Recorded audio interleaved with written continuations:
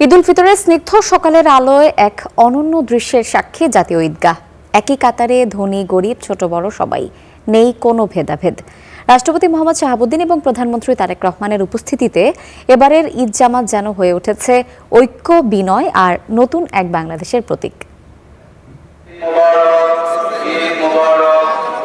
ঈদ উল ফিতরের স্নিগ্ধ সকাল, বাতাসে মিশে থাকা খুশির ঘ্রাণ। গায়ে নতুন পোশাক, হাতে জায়নামাজ, হৃদয়ে গভীর প্রশান্তি। ছোট বড় ধনী গরিব সবার একই গন্তব্য, জাতীয় ঈদগাহ। প্রধান জামাতে নামাজ আদায় করতে জাতীয় ঈদগাহে আসেন রাষ্ট্রপতি মোহাম্মদ শাহাবুদ্দিন। অন্যদিকে সমবেত জনতার স্রোতে মিশে যান প্রধানমন্ত্রী তারেক রহমান। নিরাপত্তার দেয়াল নেই, নেই দূরত্বের প্রাচীর। সাধারণের মাঝে আসার এ এক বিরল দৃশ্য। ক্ষমতার দাপট নয়, বিনয়ের অনন্য প্রকাশ। যেন ঠিক করে দিলেন নেতৃত্বের এক নতুন সংজ্ঞা।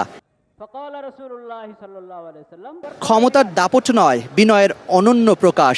যেন ঠিক করে দিলেন নেতৃত্বের এক নতুন সংজ্ঞা। 90 গণতন্ত্র ফেরার পর এই প্রথম জাতীয় ঈদগাহে একই সঙ্গে সামিল রাষ্ট্রপতি ও প্রধানমন্ত্রী। তাই এলো ইনোভার, যেন আপনি লাইফে থাকেন রেডি প্রতিদিন। Innova, designed for now. তাই এবারের এই ঈদ জামাত যেন হয়ে উঠল ঐক্যের, সহমর্মিতার আর নতুন এক দেশের প্রতীক।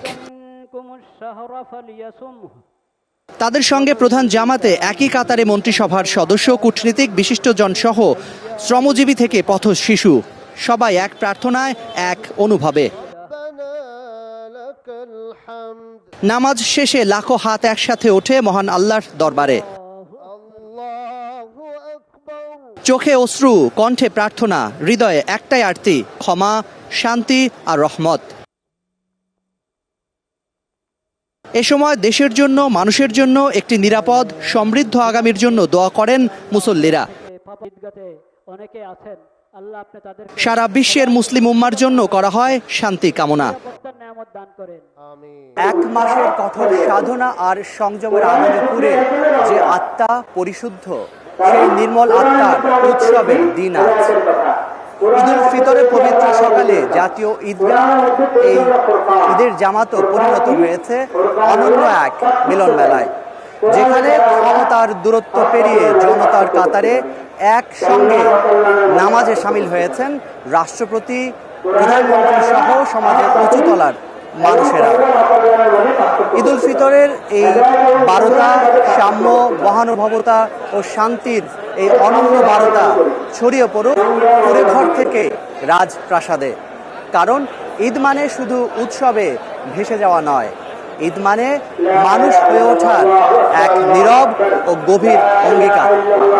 জাকারিয়া আহমেদ, স্টার নিউজ, জাতীয় ঈদগাহ, ঢাকা।